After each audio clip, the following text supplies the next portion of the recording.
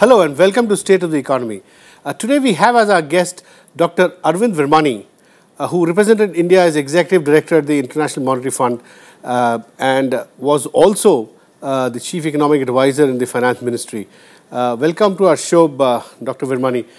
We have you here to discuss the just concluded G20 summit, since you had experience in the IMF and as an economist of repute in the government of India. How do you look at the evolving consensus in G20 on certain critical issues such as trade, as well as the need to enhance GDP growth by 2%, which is the objective over the next 5 years, and India's role in it? So there are two or three issues here. One must remember that the G20 is an informal gathering. It doesn't have a secretariat, but in most of its economic projections, etc., the IMF kind of acts as an informal secretariat. Yeah. So they supply. And then each country which has the presidency, for example, right now Australia, does much of the legwork. That's one. The second thing is that, except for the first summit, which took place under the shadow of the global financial crisis, you remember very well. Yeah. At that time, there was so much pressure that everybody thought, like they may be on a sinking ship and they'll all go down together. Yeah. There was a lot more of, if I may call it, coordinated action. Yeah. Of course, it was a bunch of things which everybody should do, and most of them did it. Which by and by, as things normalized, right, the coordination... That brings us to the third, the issue. As things have normalized, it's become more of you exchange information, you try to develop coordination, but it's not as if whatever they decide happens. And it takes a long time to build consensus. Given that, the third point is that, for example, on the issues which has been talked about, which is this tax coordination or tax evasion, this has been building up over several years. In fact, when I was there, my last year, this issue was on the table. We actually put it in the Finance Ministry? No, in the IMF. Okay. 2012. It was on our BRICS agenda. And then gradually it came into the G20 agenda. And the reason is there are a lot more countries now, earlier only developing countries, India, etc., used to be concerned about tax evasion. But over time, America, even Germany and many other advanced countries have become concerned about this whole issue of tax evasion. So, yes, there has been slow but steady progress, and certainly India has been pushing this issue, and it was endorsed. I want to, since you had experience at the IMF on the coordination by various countries, especially on the tax issue, tell me something about how did this develop? How did suddenly a whole lot of OECD developed countries and developing countries found the need to curb treaty shopping, to curb black money getting stashed away in tax havens? Because Mr. Modi has raised this as a major issue, and he's welcomed this whole tax information sharing system which G20 is talking about, and wants India to be part of that. Right. Now, so there are a couple of things which happened. One, of course, as I indicated, give us some background. When the growth collapsed, that means revenues of most European countries also collapsed, right? Yeah. So they became more concerned about raising tax revenues and tax evasion. So that's the background. Yeah. That is the background. Okay. And in particular, the countries like Germany, which are very strict on their taxes, were the ones who were the losers, because their system is very strict, and effective. And so people just go to wherever. Sure. The second was so as a result of that, tax haven issues actually first came on the agenda. Yeah. And that is what we started discussing in Washington and other places, because even though Germany's particular problem may have been evasion into the rest of EU, for example, going to easier places. I don't want to mention specific countries. Luxembourg maybe, and or south of southern, as they say, north versus south. But anyway, and similarly, US, because President Obama was constrained by his political from raising taxes, etc., to finance, let's say, healthcare. He also started looking around for sources and came across this issue. But there was one extra thing here, and that was the scandal of HSBC. Came into the open. I think it was due to US investigation, but I'm not 100% sure. Which is what India got, the HSBC list. So then a lot of people got this information, including India. So the background is the deteriorating fiscal position of several countries. Right. So where are we now on that? I mean, India, of course, as I said, has always been concerned about this, and it used effectively to push issues which were of direct concern to it. For example, the issue of secrecy in advanced location. You know, everybody was concerned about shady tax havens, where, oh yeah, I forgot to mention the third thing, which was financing of terrorism. That's another source of That's a separate issue. No, but that is what is driving this tax haven thing. Okay, because there was a suspicion that those tax havens... Post 9/11 also there was a lot of pressure on... But it took a long time to get really serious about and connected to tax evasion. And therefore, when the HSBC thing broke, that was a straw, you know, you could, as they say, on the camel's back, which showed illegality, or that there may be so-called respectable financial institutions who are doing shady things, so to say. And that put a little more pressure on countries like Switzerland, etc., which are not tax havens in a traditional sense, but had banking secrecy laws. So you were in the IMF till 2012? End of 12. End of 12, right? So by then, there was a fair bit of consensus on coming together and sharing information, or at least looking at minimizing the stashing away of black money and treaty shopping? Well, what I would say is, you know, I wasn't directly involved, that would be wrong of me to say, in the tax discussions. I am giving you the overall impression from my vantage point. So I don't know the details of exactly when and what it happened. But when you were there... you get a sense of what is going on. So the impression was the increasing... increasing number of countries thinking about this issue and wanting to do something about it, then obviously somebody has to push it. India was among one of several pushing it. So tell me, wasn't it because of some of these exercises that we, about 2 years ago, I think Mr. Pranab Mukherjee as finance minister tried to bring in what was called general anti-avoidance rules, GAR. Now, the Europeans are also following GAR, but they follow some strict safeguards procedures before they invoke their GAR, version of GAR. Now, do you think that GAR is off the table, considering that the present G20 also is trying to move forward on the sharing of information, etc.? I don't think so. You know, we have to keep in mind, you know, I have seen it many times in India. It's a good idea when it goes through the system and is implemented. It has no bearing to what, I mean, I have personally, I can discuss, but I don't want to be too personal about it. They are personally ideas which I have proposed, but when they come out, they are just totally ineffective and in fact bad for the country. And one of those is probably GAR. Again, I don't know the full details of it, but it was probably taken, the idea was probably good, but it was so mangled in the bureaucracy and became so, you know, usual thing. We call tax, it becomes tax terrorism. That's what I'm saying. The idea was born out of a global consensus. Right, but you know, the way we do it, because we have the reputation of having the most being the most bureaucratic country. So unless you solve that problem. So Dr. Virmani, here is my question now. If Mr. Modi has publicly told G20 leaders that India would be very much part of this new framework for sharing tax information. Now, for sharing tax information, you'll have to invoke something like GAR, right? To after investigating, if you suspect some company which is not which is bringing money through a route which is not legitimate.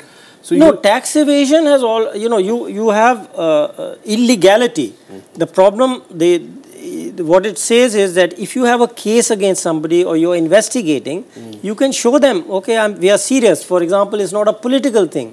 It's not a human rights violation. If there is a serious case, then you can go and ask for information. I know, but in this case... And this will facilitate. This will make it easier to get. Dr. Virmani, my understanding is what this new agreement that G20 is talking about is automatic information sharing system. Now, automatic does not mean that you are only seeking information where you're investigating something.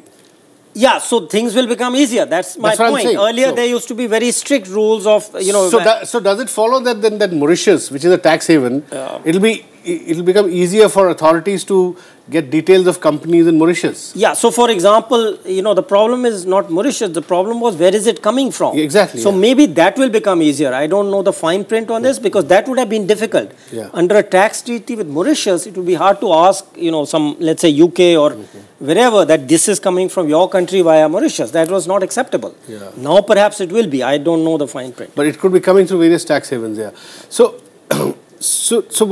you feel that black money tracking black money would be easier in the years to come, given what the G20 leaders are talking about now. The trend is in that direction. And I should warn, if we have any NRI readers, because the US has been putting pressure on non-resident, not just Indians, where people used to have dual personalities, so to say. You know, you have a operation in the US and you may have another one in Greece or India or wherever you are from. Those things are becoming very difficult for them. The US government is pursuing all these things much more harder.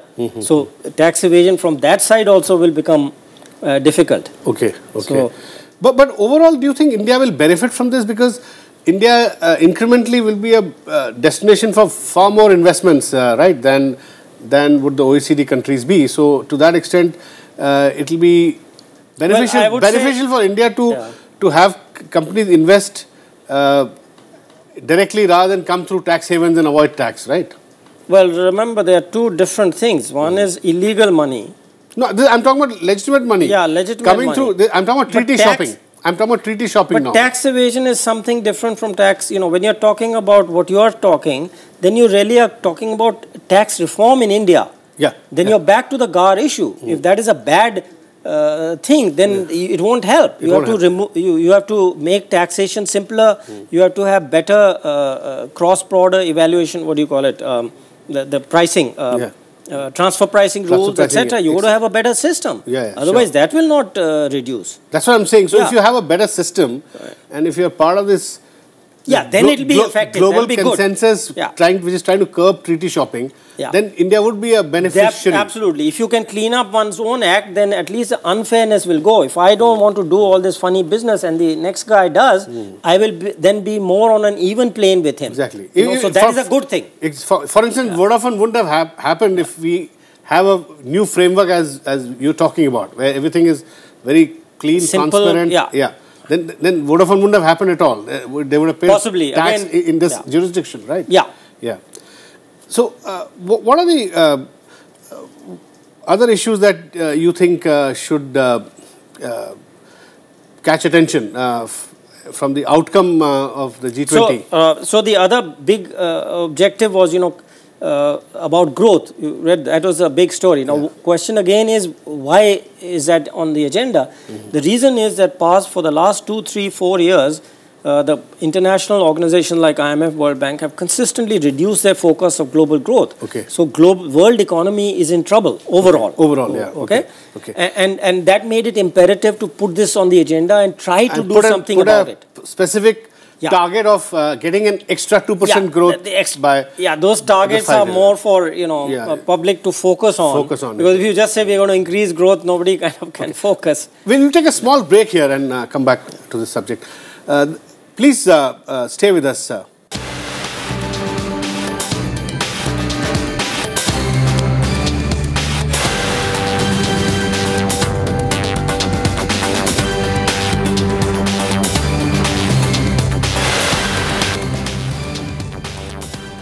Welcome back to State of the Economy. We are having a conversation with Dr. Arvind Virmani, former Executive Director, IMF on behalf of India, as also ex-Chief Economic Advisor in the Ministry of Finance. Dr. Virmani, now, as you said, they're setting a growth target, global GDP growth target. That is more, as you said, something to focus on. Now, are you hopeful, given the backdrop of at least 2, 3 major economies not showing any signs of recovery, on the contrary, slipping further? Europe is slipping further. Japan is faltering. The Abenomics is not, it's coming a bit unstuck. People are saying the third arrow has become 1,000 needles. The economy is not getting restructured. US, it's doing well now, sometimes showing signs that not doing well. A bit bipolar, if I may say so.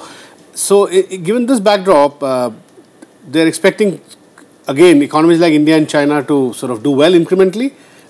Do you think that will happen from, say, India's perspective? Because China also seems to be slowing down. So, just briefly on what you mentioned on the world economy. So, clearly, Europe is very slow, though there are a few people beginning to say they may have bottomed out, but general impression, and I'm with that, is that Europe is kind of not doing well.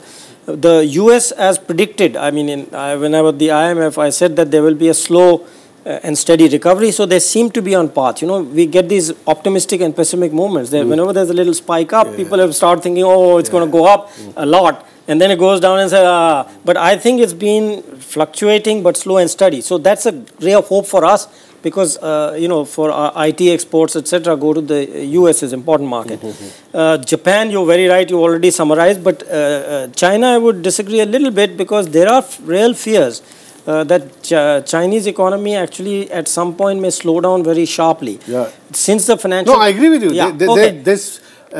Some people suggest that there could be a property bubble waiting to shrink. Exactly. We can discuss that after finishing the overview. So clearly, as far as these large economies are concerned, since last year, the Indian story is clearly transformed over the last 6 months or so and reflected in the stock market and the capital inflows. So the global perception have really changed sharply. About India? Of India.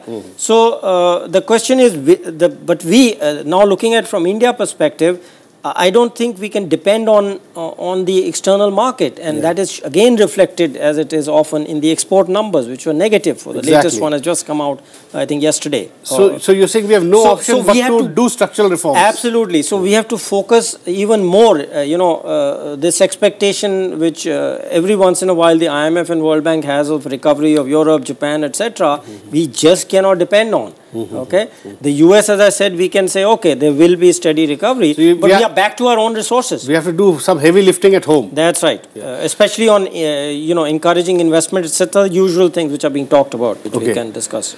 And so what sort of structural reforms do you think India should do to kind of, as far as possible, insulate itself from this somewhat weak external environment?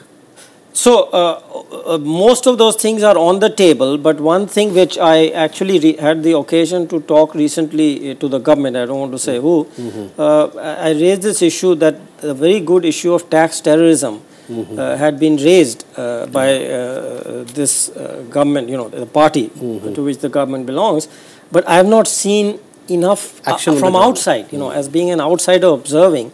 And that really needs to show some results by the time of the next budget. So I think that's important because that's one of the promises in a way which people take it as a promise that the Prime Minister Modi's government made. And if that is shown to have not changed visibly, that would not be good.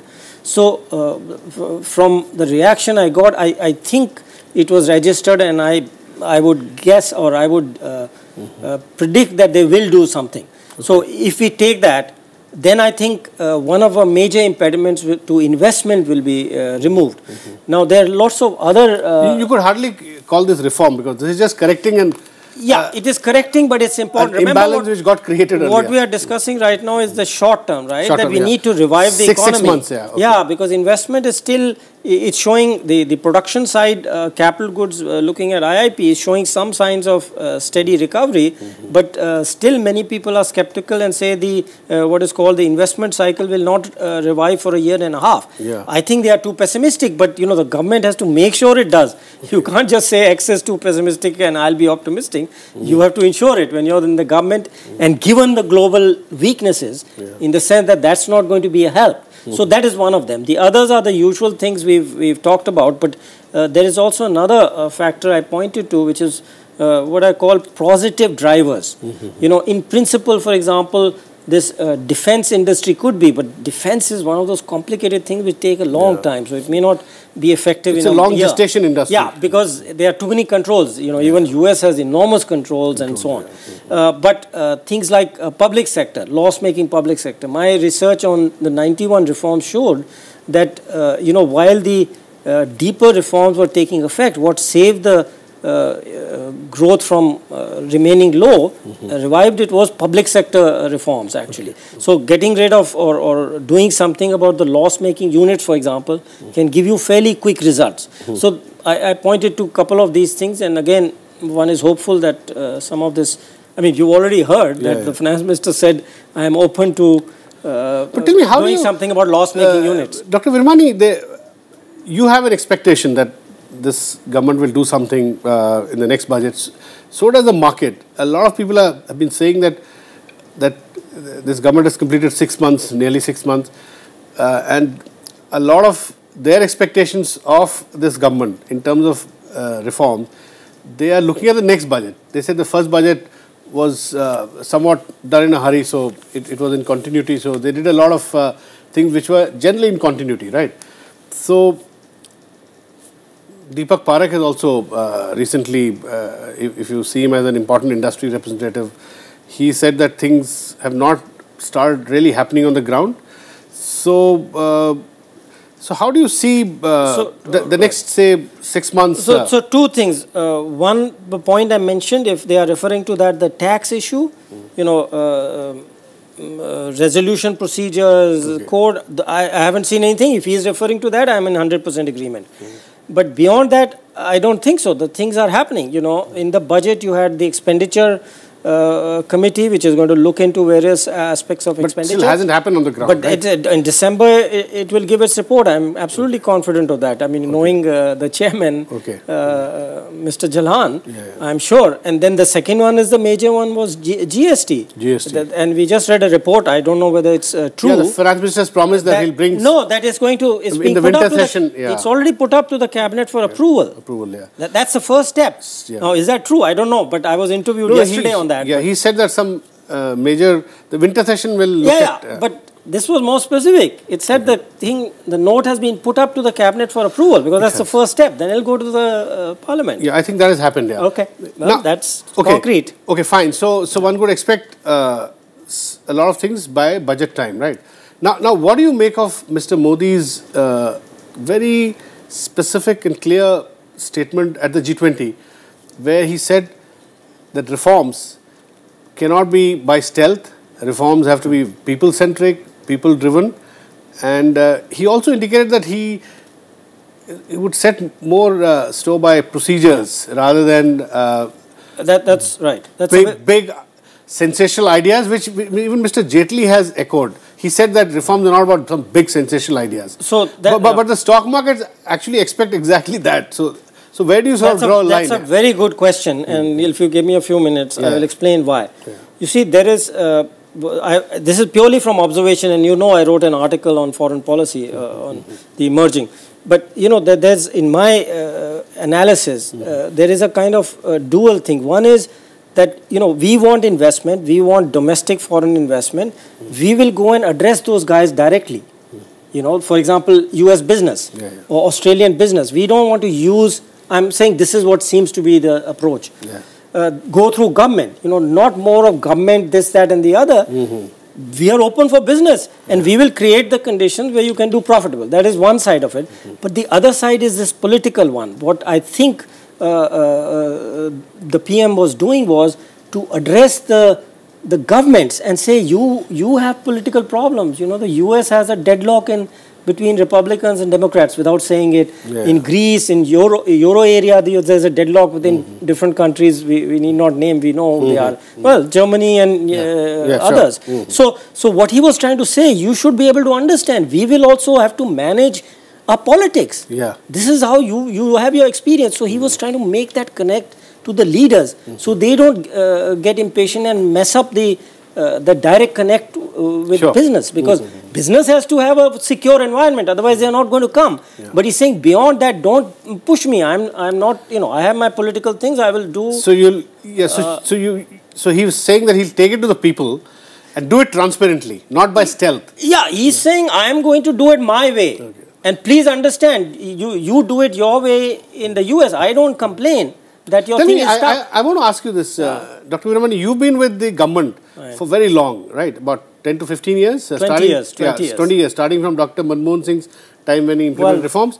Now, before. So when Mr. Modi says that he won't do reforms by stealth, do you feel that in the earlier phase, in the last, say, 15 years, reforms were done by stealth or were they done transparently, or what is your experience? I mean, how do you read the reforms of the past 15, 20 years in light of what Modi said, that reforms cannot be done by stealth? You know, the people who make these statements are the ones who didn't know what reforms were happening. Now, the issue is, there was no media. I mean, when we were addressing, I remember when I started working on reform, one couldn't identify even one economist around in Delhi who would actually come out and support. So you had to build. Now you say one thing and there are 100 people commenting on it. So part of it is that information is... it's already being debated. It's out. It's out. The information gets out. In the social media, it gets debated, Yeah, but one is just information goes out. Second is what you're saying, that there's a lot more knowledge and information available publicly. And the third is that people now have views on many of these things. So, so the environment is completely changed. So you're saying today you can't do reform by stealth? I mean, it's just not possible. So it's almost a statement of what is the reality. Okay. So, so what do you think, say, in the next budget, coming budget, what are the one or two things that they can really sort of highlight as the budget's main kind of piece, you know? So I will tell you what as I told you, I met whoever I met in government, and the point I raised was that this GST is good. I mean, it's very good, but we mustn't forget the other two taxes, which is income tax and customs. People have forgotten, but I went back and looked at it. You know, I was involved in the tax reform for for decades actually. So I went back and looked. It turns out some of the things are still the same for 10 years. Nothing has changed. So my suggestion was, please go back and look that we've forgotten there are some very complicated things in the customs. And there are things in the income tax which you can simplify. So please go and look at them again. Of course, I gave some examples. I think that the tax bit, the reform... Yeah, the simplification, same. Tax terrorism issue, you have to simplify. Lot more to be done. I think that could be one big issue. Thank you very much, Dr. Virmani, for talking to us. That's all we have in this edition of State of the Economy. We'll be back with you next week. Thanks for watching.